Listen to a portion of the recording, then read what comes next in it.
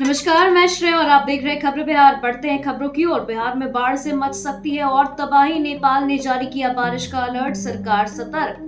हालांकि बिहार में पिछले 1-2 दिन से स्थिति ठीक होती दिख रही थी, लेकिन अब एक बार फिर से बाढ़ का और विकराल रूप देखने को मिल सकता है। इसकी वजह यह है कि नेपाल में और बारिश होने वाली है। दरअसल नेपाल सरकार ने बुधवार को भारी बारिश का नया अलर्ट जारी किया है, जबकि यहाँ कई दिनों से हो रही लगातार बारिश के कारण बड़े पैमाने पर बाढ़ और भूस्खलन की घटनाएं हुई हैं, जिससे हिमालयी देश में 240 से अधिक लोगों की मौत भी हो चुकी है। ऐसे में नेपाल में अगर और बारिश होती है तो बिहार में बाढ़ और विकराल हो सकता है, जिससे और तबाही मच सकती है।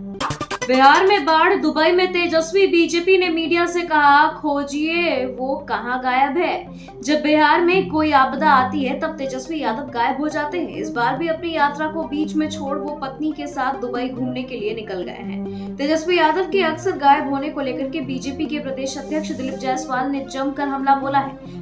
मंत्री दिलीप जायसवाल ने कहा कि तेजस्वी को बाढ़ पीड़ितों के बीच जाना चाहिए था, लेकिन वो तो दुबई में घूम रहे हैं। दिलीप जायसवाल ने आगे ये भी सवाल पूछा पत्रकारों से। उन्होंने ये भी कहा कि पहले तेजस्वी यादव को खोजिए कि वो कहां गायब है। पूर्व मंत्री वृषण पटेल को बड़ी राहत। नाबालिग से रेप मामले में पटना हाईकोर्ट ने दी बेल। नाबालिग लड़की से रेप के मामले में फजीहत झेल रहे बिहार सरकार के पूर्व मंत्री वृषण पटेल को पटना हाईकोर्ट से बड़ी राहत मिली है। मुजफ्फरपुर के रहने वाली नाबालिग लड़की ने पूर्व मंत्री पर 2 साल तक रेप करने का आरोप लगाया है। इस मामले में वृषण पटेल को अभियुक्त बनाया गया। पूर्व मंत्री की जमानत याचिका पर सुनवाई करते हुए हाईकोर्ट ने वृषण पटेल को अग्रिम जमानत दे दी है। ब्रज बिहारी हत्याकांड में सुप्रीम कोर्ट का आया फैसला। मुन्ना शुक्ला समेत 2 लोगों को उम्र कैद की सजा। बिहार के पूर्व मंत्री ब्रज बिहारी प्रसाद की 1998 में हत्या हुई थी। मामले में सुप्रीम कोर्ट ने गुरुवार यानी 3 अक्टूबर को पूर्व विधायक मुन्ना शुक्ला समेत 2 लोगों को उम्र कैद की सजा सुना दी है। मामले में सुनवाई करते हुए बेंच ने सभी आरोपियों को बरी करने के पटना हाईकोर्ट के फैसले को रद्द कर दिया और दोषी मंटू तिवारी और पूर्व विधायक शुक्ला को 15 दिन के अंदर सरेंडर करने को कहा है। हालांकि सुप्रीम कोर्ट पूर्व सांसद सूरजभान सिंह समेत 6 अन्य आरोपियों को संदेह का लाभ देते हुए उन्हें बरी करने के हाईकोर्ट के आदेश को बरकरार रखा है। नवरात्र के पहले ही दिन सीएम नीतीश ने पटना वासियों को दिया बड़ा उपहार, किया आईटीआई भवन का उद्घाटन। बिहार के मुख्यमंत्री नीतीश कुमार ने नवरात्रि के पहले दिन पटना वासियों को बड़ा तोहफा दिया है। सीएम ने गुरुवार को पटना सिटी में बने आईटीआई संस्थान का उद्घाटन कर दिया है। पटना सिटी के गाय घाट के पास बने आईटीआई का निर्माण 2022 में शुरू हुआ था। इस आईटीआई के निर्माण में करीब 17 करोड़ का खर्च आया था, जिसका मुख्य भवन 3 मंजिला है। इसमें प्राचार्य और उप प्राचार्य के लिए क्वार्टर, साथ ही कैंटीन, स्टाफ हॉस्टल और 100 छात्रों के लिए छात्रावास की सुविधा है।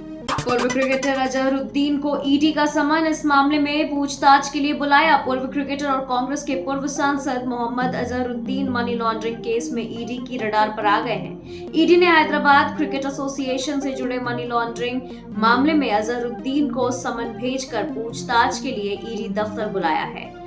20 करोड़ रुपए की हेराफेरी के मामले में अजहरुद्दीन को ईडी के समक्ष पेश होने का नोटिस है। फंड के हेराफेरी के आरोप में उनके खिलाफ ईडी ने एक्शन लिया था और एचसीए के अधिकारियों ने उनके खिलाफ मनी लॉन्ड्रिंग का केस दर्ज किया था। आरजेडी सांसद सुधाकर सिंह की बढ़ सकती है मुश्किलें। बीजेपी नेता ने भेजा लीगल नोटिस। राजद सांसद सुधाकर सिंह की मुश्किलें बढ़ सकती है। इनको जमीन से जुड़े एक मामले में भाजपा नेता ने लीगल नोटिस भेजा है। उन्होंने कहा कि राजद सांसद सार्वजनिक रूप से माफी मांगे, नहीं तो कोर्ट में जवाब देना होगा। दरअसल राजद सांसद सुधाकर सिंह को भाजपा के निवर्तमान लोकसभा प्रत्याशी सह भाजपा के प्रदेश सचिव मिथिलेश तिवारी पर जोरदार हमला बोलते हुए कहा कि एक स्कूल के अध्यक्ष पद पर रहते हुए उन्होंने 50 लाख की गबन की थी। अब बक्सर में 12 करोड़ का जमीन खरीद लिया है। मिथिलेश तिवारी ने राजद सांसद को झूठा बताते हुए कहा कि हमने उनको लीगल नोटिस भेजा है, या तो वह सार्वजनिक रूप से माफी मांगे या फिर उनको कोर्ट में आकर जवाब देना होगा।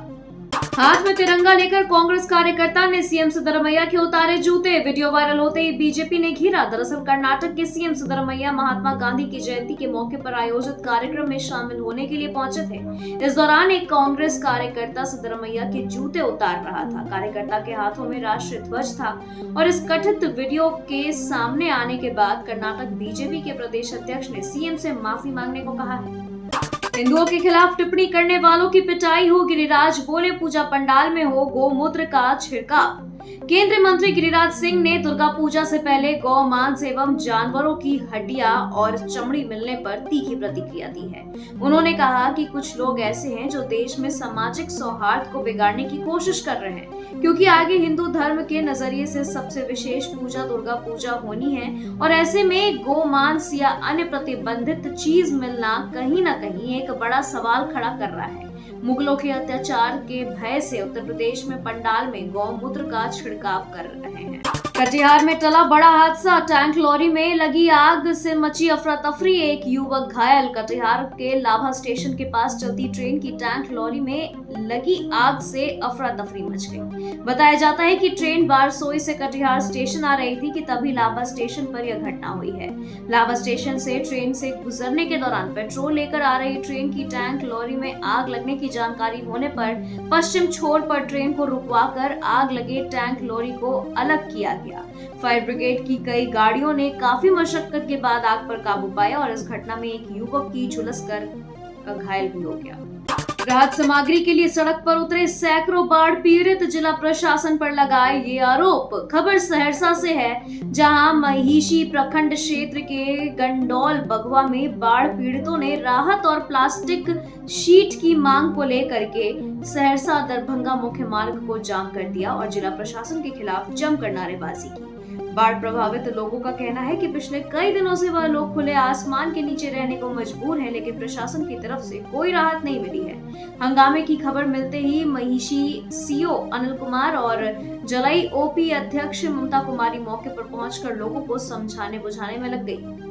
आधा दर्जन हथियारबंद बदमाश ने फ्लिपकार्ट के ऑफिस से लाखों की लूट। बिहार में सारण से एक सनसनीखेज मामला निकलकर सामने आ रहा है, जहां सारण जिले के गड़खा थाना क्षेत्र में एक फ्लिपकार्ट ऑफिस से बड़ी लूट हुई है। यहां आधा दर्जन हथियारबंद बदमाश 2 मोटरसाइकिल पर आए और कर्मियों को धमकाकर 4 लाख रुपए लूट लिए। घटना के समय कर्मी सामान और कैश का मिलान कर रहे थे। इस घटना के बाद पुलिस मौके पर पहुंची और जांच शुरू कर दी है।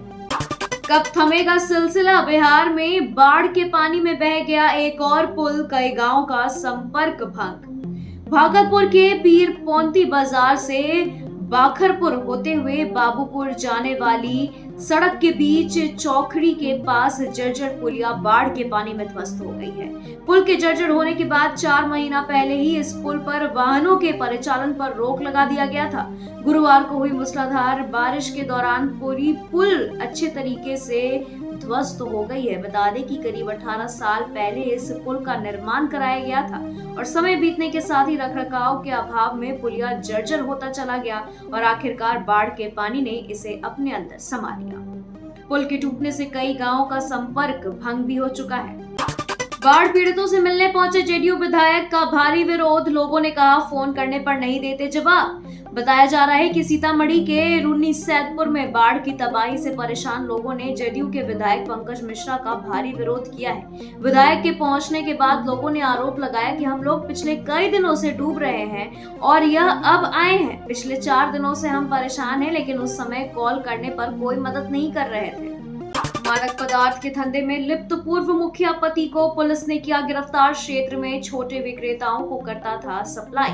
वैशाली पुलिस को बड़ी कामयाबी मिली है। पुलिस ने अवैध मादक पदार्थ कोटा के साथ 13 लोगों को गिरफ्तार किया है, जिसमें जुड़ावनपुर पंचायत के पूर्व मुखिया पति अनिल राय भी शामिल हैं। बिदुपुर थाने को गुप्त सूचना मिली कि राजा कुमार अपने राजासन स्थित घर में रहकर अवैध मादक पदार्थ कोटा भेज रहे हैं।